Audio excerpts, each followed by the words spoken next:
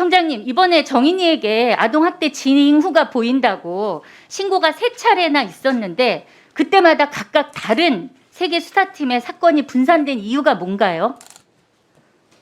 예, 피해 전력이 있는 아동에 대해서 사전에 그 학대 전담 경찰관이 좀 면밀히 살펴서 그걸 수사팀에 좀 미리 알려줬으면은.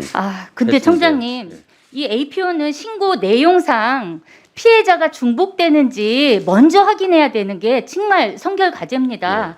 그건 이제 기본적인 사항이라고 저희는 생각해요.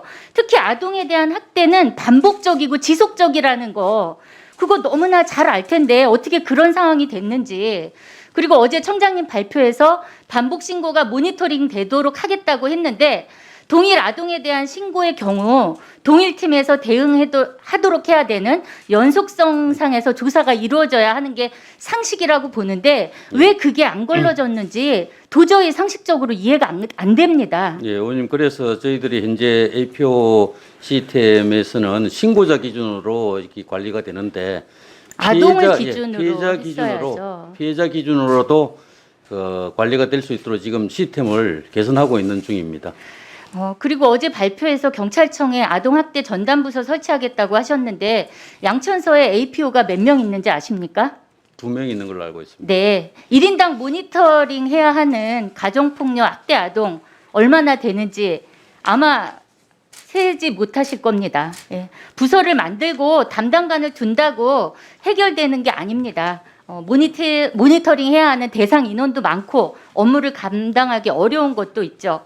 또 양천서만의 문제는 아니라고 봅니다. 보통 112 학대 신고되면 1차로 지구대에서 출동하고 그 다음에 추후에 아동보호 전문기관 통보되고 조사를 나가게 되면 1차 출동한 경찰관이 아동학대인지 아닌지 제대로 판단을 못하거나 별일 아닌 것처럼 대하게 되면 결국은 뭐 아보전에서 경찰은 아무 일 없다며 갔는데 당신들이 뭔데 이제 와서 이러냐 이렇게 거부하는 일이 비일비재하다고 들었습니다. 그리고 2019년 인천 아동학대 사건도 있지만요. 처음 신고를 받고 현장에 출동한 경찰이 어떻게 대응하냐에 따라서 아동학대 대응이 완전히 달라집니다. 경찰 개개인이 가진 인식에 따라서 초동 조치가 안 되는 경우도 발생하는 거고요. 그래서 경찰청이 2019년 일선의 아동학대 수사 업무 매뉴얼 발표했는데 이 매뉴얼에도 개념과 수사에 대한 원론적인 내용만 있다고 하는데 청장님 어떻게 생각하십니까? 예, 그 부분에 대해서 의원님 말씀에 적극 공감하고요.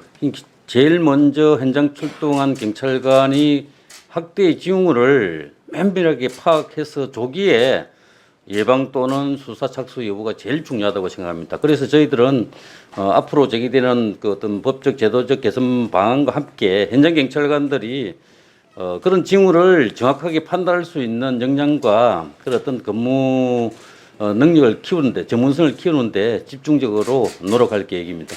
그리고 제대로 된 매뉴얼을 만들어야 되는데요. 지금 아동학대에 관한 사례교육 강화 필요, 또 법원은 아동학대 사건 판례집을 작성하고 있다고 들었습니다. 경찰도 이번 일을 계기로 정인이 사건에 대해서 철저하게 진상조사를 하고 아동학대 사건 사례집 같은 거 이런 거 발간해서 일선 경찰들과 사례를 공유해야 된다고 보는데 청장님 어떻게 생각하십니까? 예, 그렇지 않아도 오늘 국수본부장 대리를 중심으로 해서 자체 개선 TF를 신속하게 구성하고 현장에서의 문제와 제도 그리고 법적인 모든 부분에 대해서 필요한 조치를 면밀하게 검토하고 강구해 나가도록 하겠습니다.